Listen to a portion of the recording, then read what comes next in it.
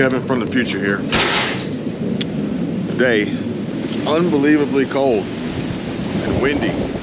And we did actually receive a notification from the county, from the school board in regard to tomorrow and the possibility of closing school or delaying the opening of school.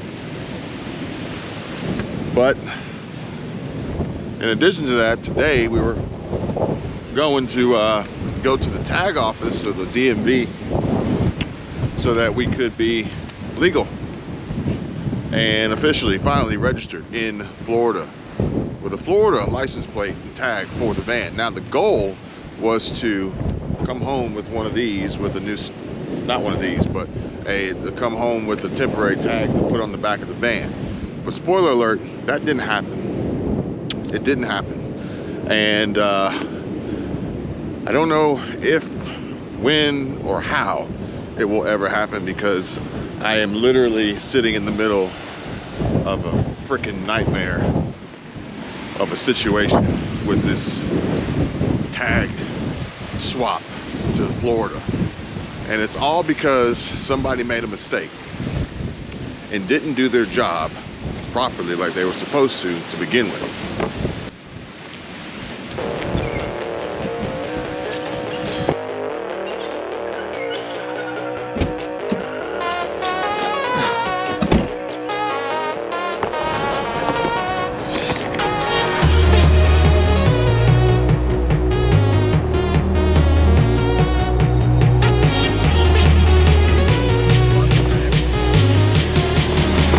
Cool cop car.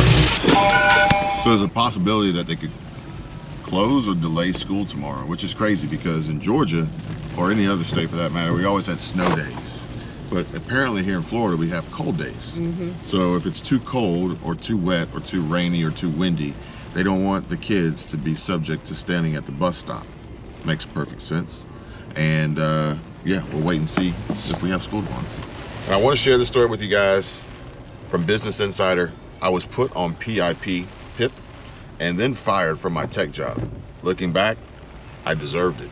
Or at least according to Jenna Jimisi, as told by Jenna Jimisi in this story about Akoto Von Wogby. I should really proof these before I start talking because nobody has a normal name anymore. Akoto Von Wogby was fired from her job after being on a performance improvement plan. So yeah, that's a thing now, and brace yourself, folks. Get ready, be prepared. Bridge.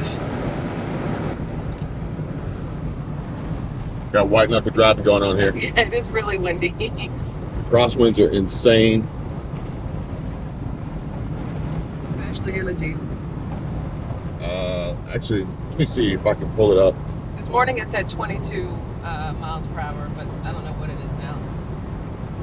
You know, somebody actually got mad because I was looking for something on my phone during a video to make sure I told them accurately what I was. Why would you get mad at that? I was trying to look up the difference in life insurance policies, and I couldn't remember the term of term versus whole life. And I pulled it up on my phone so I could read it. And they're like, "Oh my God, I can't believe it! We're just sitting here watching this guy walk around searching things on his phone." You clicked on the video. All right, so Captain Mike says that this should be pretty easy to read. It's not. It's not. But Yeah. maybe eventually one day it will be. And let's see if I can find. So we got that water is. high and low tide. Yeah, I would need my C-bands today. It's a fluid situation we got here.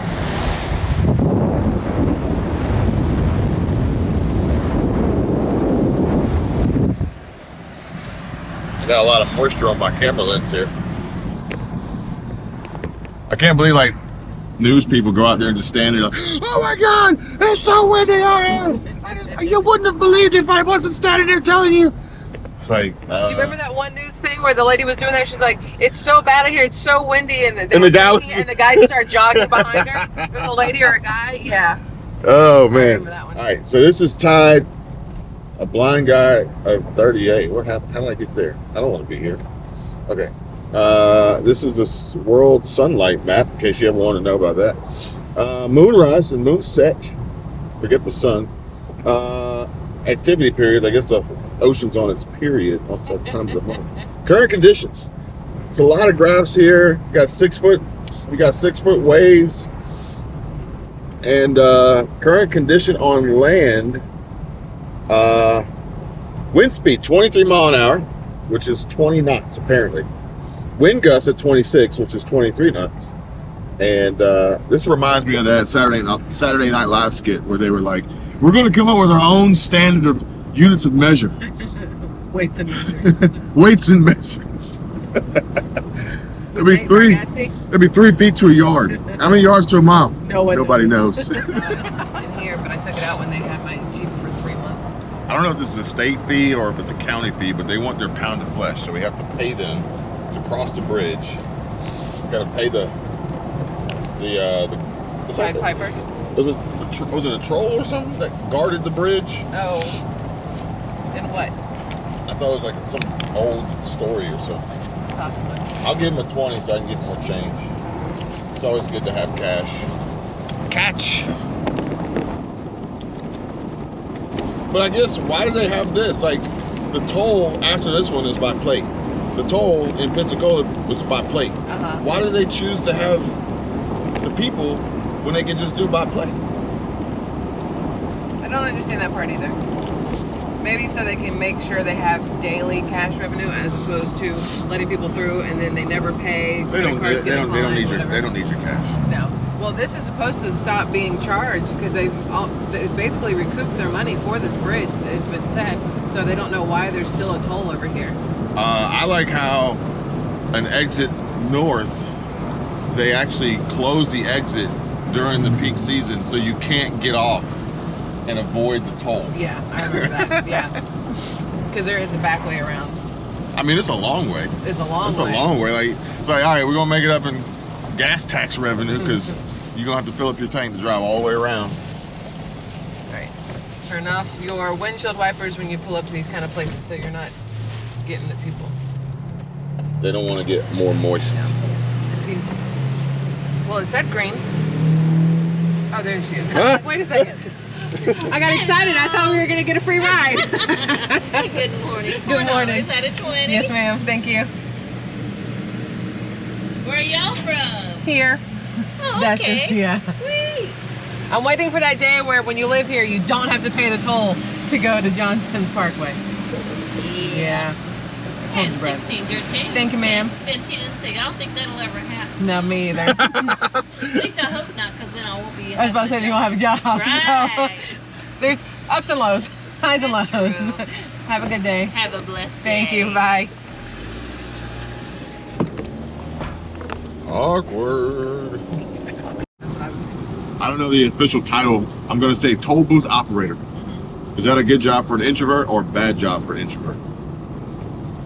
You're asking me? Yeah. I would say it's a good job for an introvert because it gives you the ability to talk to people at very small increments. And also, if you don't want to talk to people, you just say $4 and then you hand them their change back. You don't have to make small talk. And she had sunglasses on. She did. So you can wear a face mask, a COVID mask, and sunglasses. That sucks. And this cadence is all wrong. Well, it's also 26 miles per hour. So you see how he was weighted down? Yeah. I actually saw a video last night. It's like 3 to 7. I think this guy's name was 3 to 7. And he was talking about the Navy SEALs that were missing. Right. Yeah. The Navy SEAls that were missing off the coast of Somalia. And he was going into detail in the story about how much kit they have on. So if they happen to have a problem and fall in the water, they're essentially just an anchor. I was gonna say that. But he went into great detail on a VPBB or something, VPSB or whatever. I don't remember exactly what he called it, some Navy SEAL term. But it was crazy because he said it was pretty much the worst conditions you could possibly be in. Rough waters, weighted down, full kit, and at night. Yeah. So, bad news. The van is not going to be able to be registered anytime soon because there's a huge discrepancy and there's a giant problem between the state of Georgia and the state of Florida and the insurance companies, and it's just a big old pile of shit.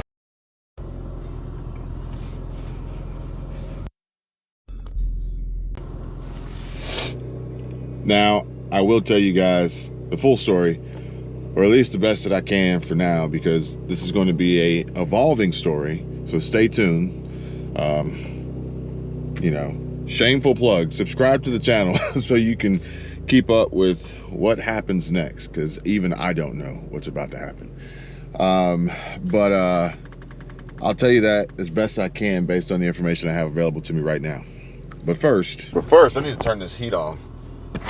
I need to turn the heat on because it is cold. All right, guys, real quick, I do want to go over this article with you because, you know, I talked about it. I mentioned it before. It is a part of the title of the video, and I want to make sure that I get this information to you and discuss this a little bit because it's an intriguing story, and I'm pretty sure that it's not necessarily uncommon, or at least will be more common here in the near future. And it says, I was put on PIP and then fired from my tech job. Looking back, I deserved it. And this is under the Business Insider Careers section, as told by Jenna Giamesi.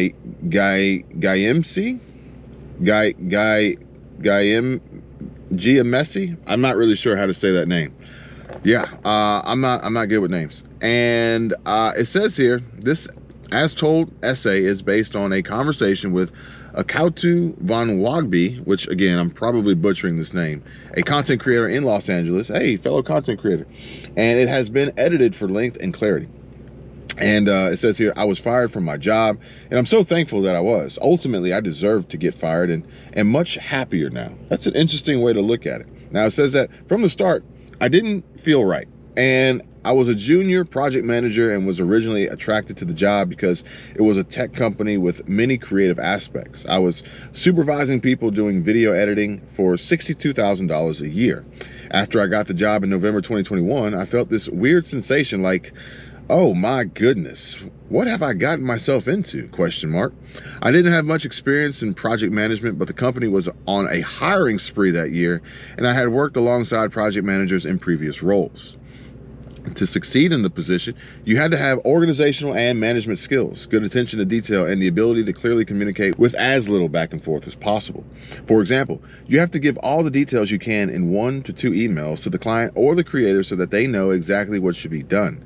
I simply don't have these kinds of skills, and I made a mistake. I made mistakes at work, and we've got bullet points here listing the mistakes that she's made. We were supposed to use certain verbiage with clients, and I wasn't using them properly.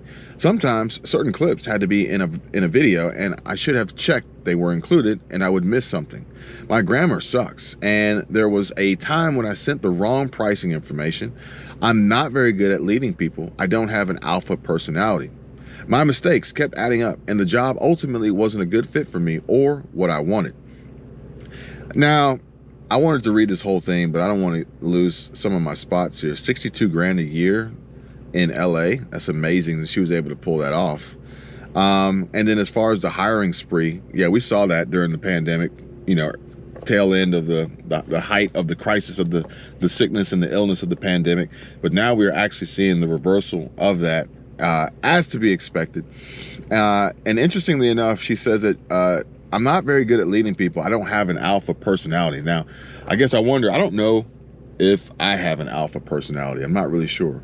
I don't think I have a beta personality, but regardless, as far as leading people, I mean, I've done it in the past. I was leading crews out of high school at 17 years old, 18 years old, running survey crews, turning boundaries, and, you know, doing all sorts of survey work in Georgia. And I had to lead people then. And from there, my next career was in commercial sales, which eventually, nope, I didn't really have to lead too many people there. But eventually from there, I moved on and opened up my own company, my own general contracting construction company, for which obviously the owner, the president, the CEO, whatever you want to call it. So yeah, I had to lead people there. So I guess theoretically I can. And even now, in this new phase of my life, as far as coaching and consulting clients for YouTube, yes.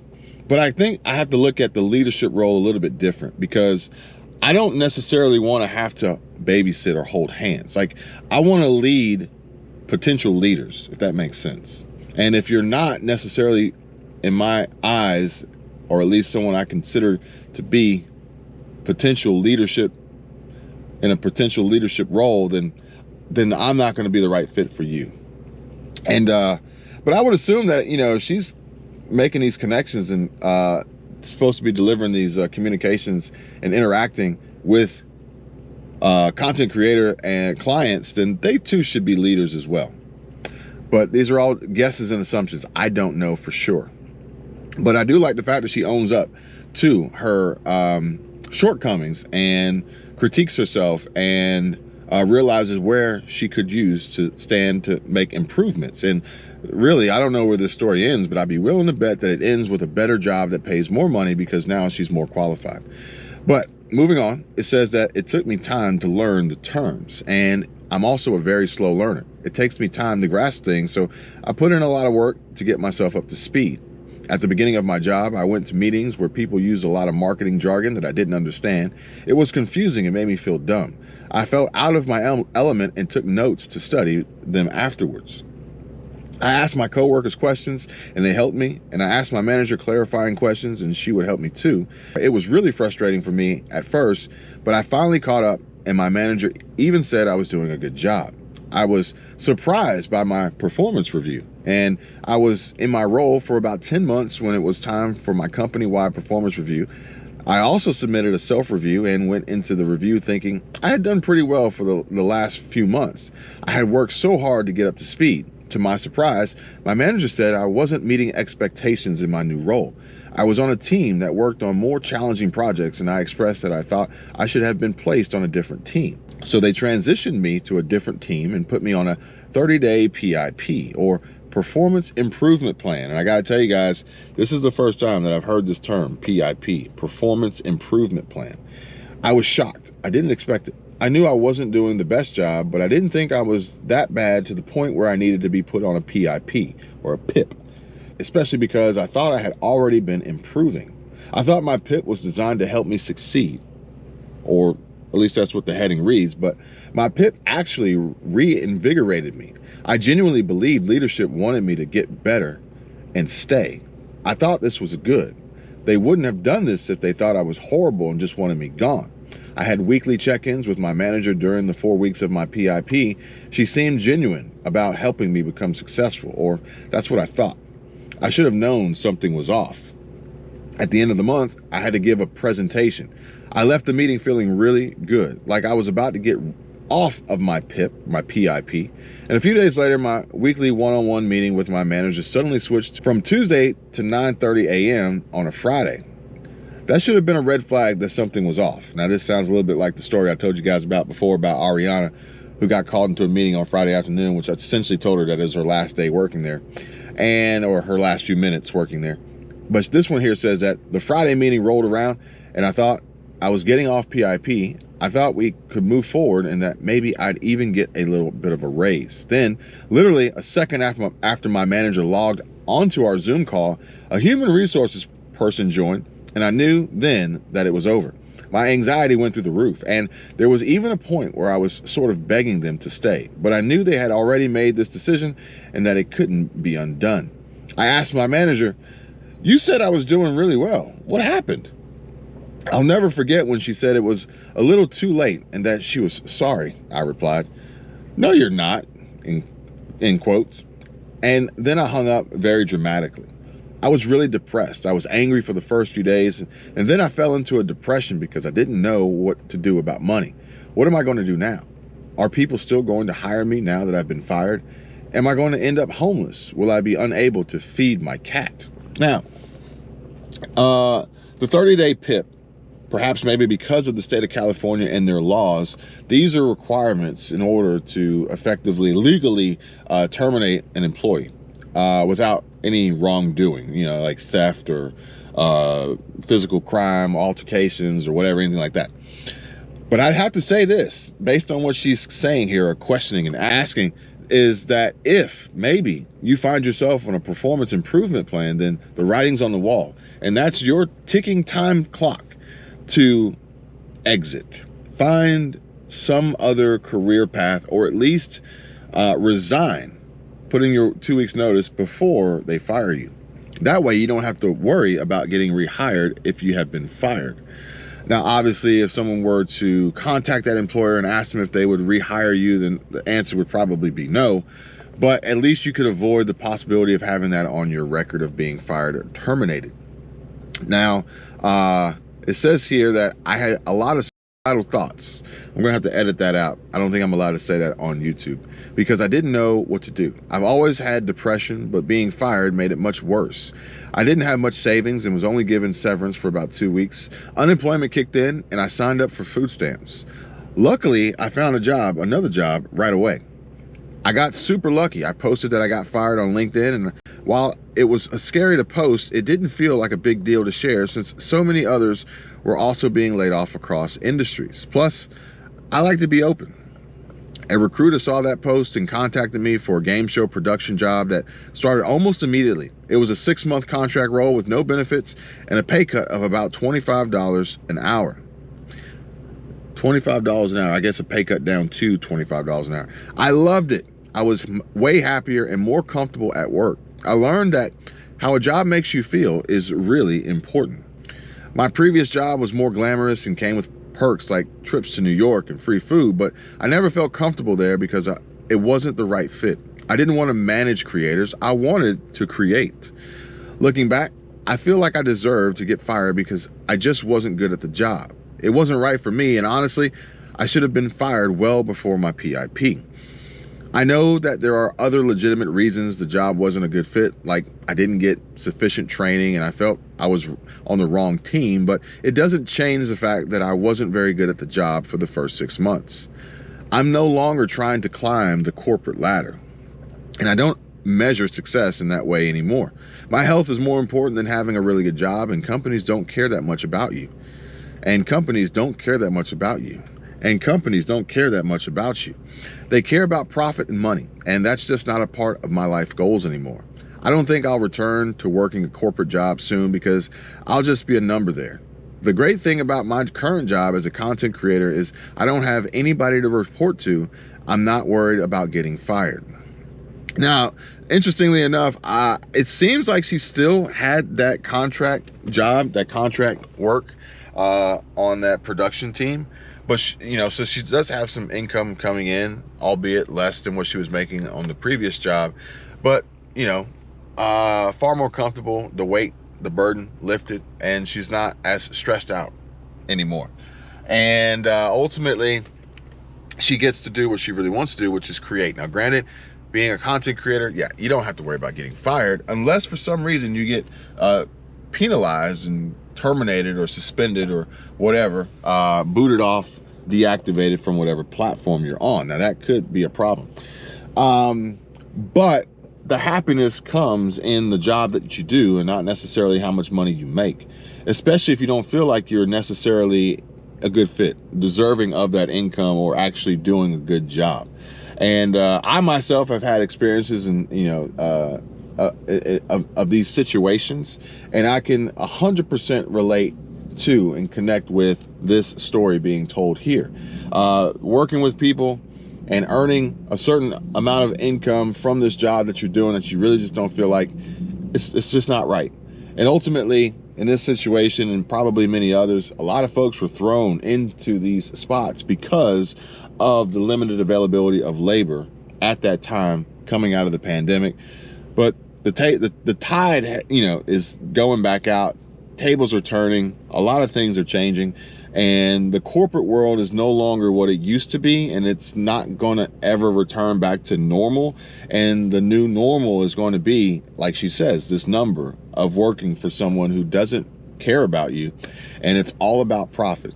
Like Michelle would always say, profit over people, right? I'm going to hang out here and chill with you guys and tell you this, share this story with you because right now Michelle is actually in the apartment and she's recording her video. So I came out here to record my video, kill 2 birds with 1 stone. See if we can get more than, let's see if we can set a goal for ourselves. See if we can get more than, I'm going to guess, 3,000 views on this video. I'm just taking a stab in the dark. But I also came out here to drop off this paperwork into my vehicle. So this is just a renewal for my current Porsche Macan tag. So I came out here to put that in here. So I have it, and I put the sticker on. We did the 2 year. We did the 2 year until 26. So in theory, we'll be in Florida for at least 2 more years. But the real problem is this guy right here. This little bundle of joy. And essentially what I found out today was that I have a big problem on my hands. And so basically what we were trying to do was we were trying to, so I guess a little bit of backstory. The van has been sitting for a very long time. That's why the van had issues. That's why the van got towed. That's why we just recently went to go pick up the van from Mercedes after all the work had been done. I feel like this is an episode of Love It or List It. And he goes, and this is the value of your home now after all the renovations have been done. But no renovations. Just a very, very large bill. Some of it was warranty. Some of it was service. I did a service A or service 1, or I don't remember what it was. It was an oil change and, basics. And then I had them do extra. I had them do the brake flush. And I had them do the fuel filter swap. I'll talk more about that later. I am a proponent of fuel filter swaps. I've never had an issue because of diesel fuel, but I never want to have an issue because of diesel fuel.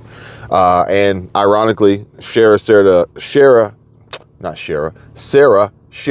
an email with me today about a story coming out of Chicago of some folks who are having some horrific nightmares because of their vehicles. And they're not diesel, they're actually electric, EV. And apparently they are, these EVs are expensive, okay? Because think about it like this. The story in itself was about an EV owner who owned a Tesla. Teslas aren't cheap. That then had to wait in line to charge said Tesla. They waited in line for over 2 hours. Time is money, folks. So anyway, then in case you guys aren't aware, charging is expensive. It's not cheaper than gas. So not to mention with gas, theoretically, or diesel, you would have an idea of what your average typical mile per gallon consumption would be. And if you consume more and essentially pollute more, then you would be hit with a gas guzzler tax. And I feel like there needs to be some sort of retribution here for these EV owners who are now getting hit with this tax, because they pay an unbelievably expensive amount per kilowatt hour to charge these cars while sitting and waiting to charge these cars, to then not get the same range out of the charge because the temperatures have dropped. But it gets worse. But wait, there's more. It gets worse, okay? Because for some of them, they weren't able to get their cars charged in time because the temperatures in Chicago were dipping extremely low, below zero. The batteries lose, they're less efficient in colder temperatures, whereas gas-powered vehicles, internal combustion, are actually more efficient with colder air, colder, denser air. So yeah, these EVs are great. But anyway, their batteries were at low levels and they were draining faster than normal because of the cold temperatures. But it gets worse. So not only did you pay a lot of money for your Tesla, not only do you pay a lot of money to charge it, not only do you pay a lot of money to drive it because of the price per mile per MPG kilowatt hour nonsense, but you also pay a lot when you have to get it towed because your battery went from 25% to 5% to 0% before you could reach the charger, and the costs just keep adding up, folks. So, will I buy one? Abso-fucking-lutely not. I'm done with that story. Now, back to my story. In Florida, we're trying to transfer the van. We took the van on a road trip. The So last year was 23. So the summer of 22, we took the van on a road trip. And it's amazing how I have to my life is in chronological order based on what vehicle I drove at the time. So either way, I got to have some sort of reference point for history, right? So summer of 2022, we drove the van around the country, and I honestly didn't realize it. We drove, right now the van has a little over 12,000 miles on it, so I didn't realize how many miles we drove, but that's what we did. And we parked it at the end of the summer of 2022, and we neglected it, and it sat, and it sat, and it sat, and it sat, and it sat, and here we are, winter of 2024, okay? A lot of time has gone by since then. So in that time, that's when we had some of the battery drains down, the tires, they lose air pressure, like a lot of these other problems happen. So we got those solved. The van is back. The van was not repossessed, okay? And now it's like, all right, we need to put this van to use. Like, there's no sense in having it and not using it. So let's put it to use. But in order to put it to use, we have to be road legal. And so we go to the tag office today to get some tag work done, some questions answered, some problems solved, because it's a lot. I'll have Michelle tell you her side of the story, because the Jeep and its tag and everything. So long story short, we're going to swap the transfers. We got to do a transfer. So the goal was to do a transfer from Georgia to Florida, get a temporary tag that's good for 90 days. That would allow me to be legal on the road, theoretically. I'm legal. Told you I had a tail, but either way, legal on the road to drive the van, because we would have a temporary tag. Same thing we did with the Porsche Macan. And then, you take the paperwork, you send it to the lien holder. This one is a credit union. And this is where things get a little crazy, folks. And the credit union is an all digital credit union. There's no physical branches or locations. It's all credit union. So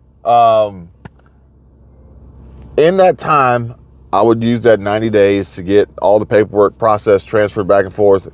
And you can't see me, John Cena. And then get a Florida tag. More than likely, I wouldn't get the same one. I think I would get the Don't Tread on Me tag, because I saw that one. There's a new Florida tag. I might get that one. But either way, she's doing the work. She's doing the work. She actually hands me an estimate of how much it's going to cost to get registered, which is a lot of money, several $100s. And then she goes, I need your insurance. So I give her the insurance card, and she goes, yeah, I'm going to need you to change your insurance card to say this.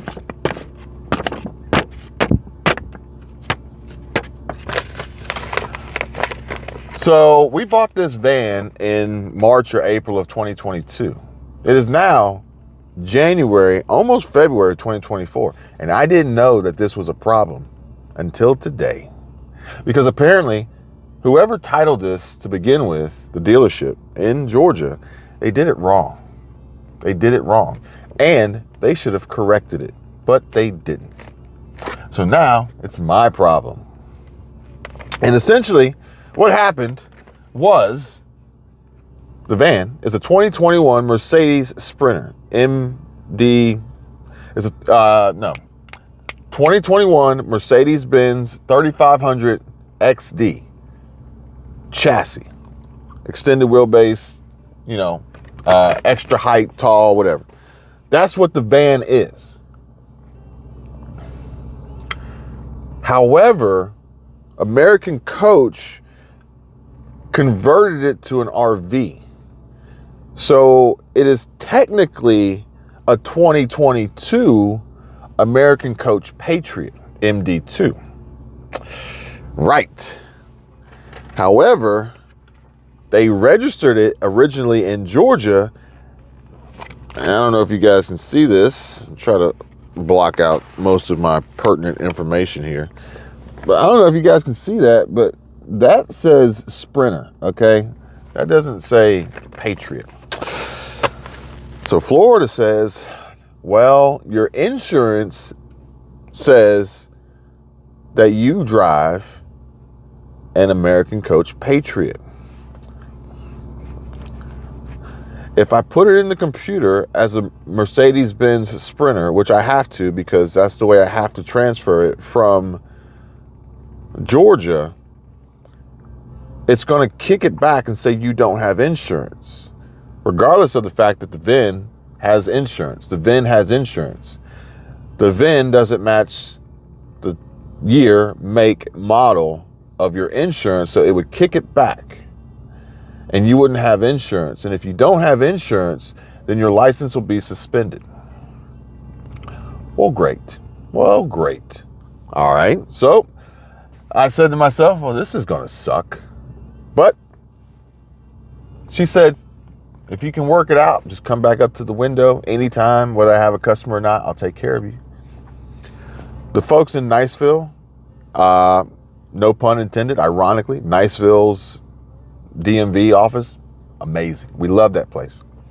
Actually, so far every Florida government building, like for driver's license services and things like that, everybody's just so nice. Yeah. So anyway, I sit down, I grab my phone, which I was looking for my phone. It's like, where's my glasses? I can't find my glasses. You know, you see those people on, where's my glasses? Can't find my glasses. So anyway, I'm looking for my phone. I'm actually recording on it because, yeah, I have been recording on the GoPro. But I call Geico. I get somebody relatively quickly. I explain to them what's going on. They got it. There's no running around. There's no extra menu buttons to push. Nothing crazy. And so now it's getting a little toasty in here. The heat is heating. So he's trying to do his thing. And he says, well, I can't change your insurance card to say that.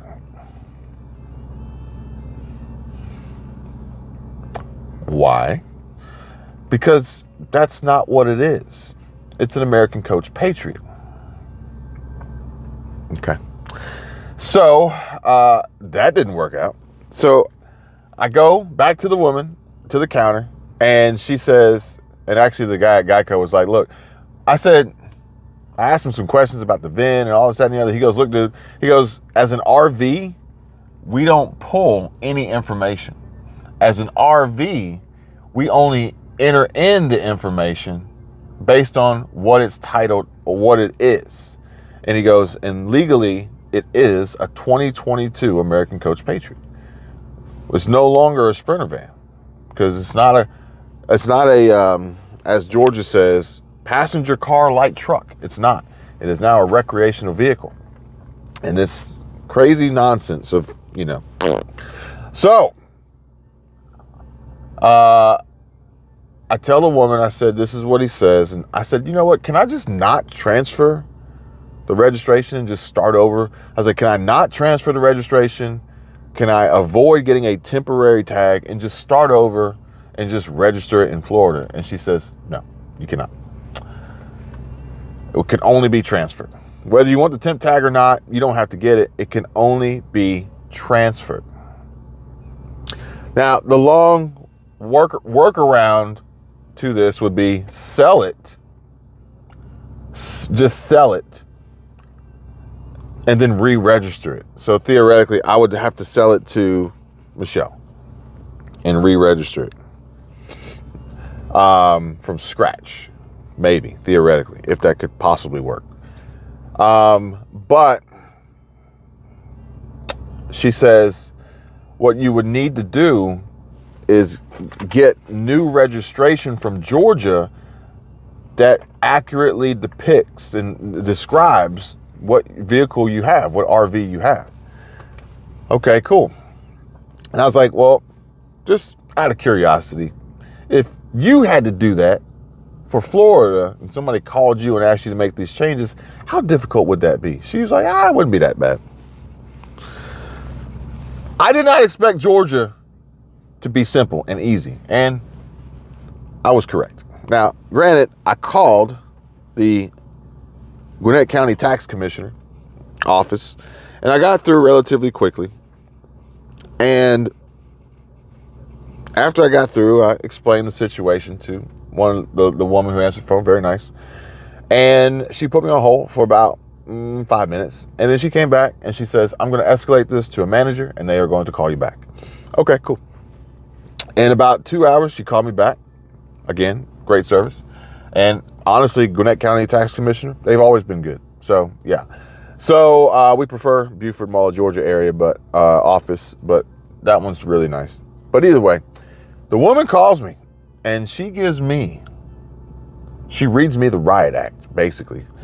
This long list of shit that I have to now get done with a credit union with no physical locations is going to be relatively, I don't even know if it's possible. And she said the same thing. She goes, I don't really know how you're going to do this. I have to contact them. They need to fill out 2 forms to correct the title, unless they're willing to print the title. But either way, she goes, they normally don't like printing titles, so they'll have to correct the title. They need these 2 forms to correct the title. Then those 2 forms need to be sent not to Gwinnett County Tax Commissioner, but to the state of Georgia's title department, Department of Motor Vehicles, because this is beyond the county level now. And she goes, and also, you're going to need to send in $18. Okay, great. But herein lies the problem. She goes, you're going to need to sign the forms, and they're going to need to sign the forms, and they need to be notarized. And they have to be originals.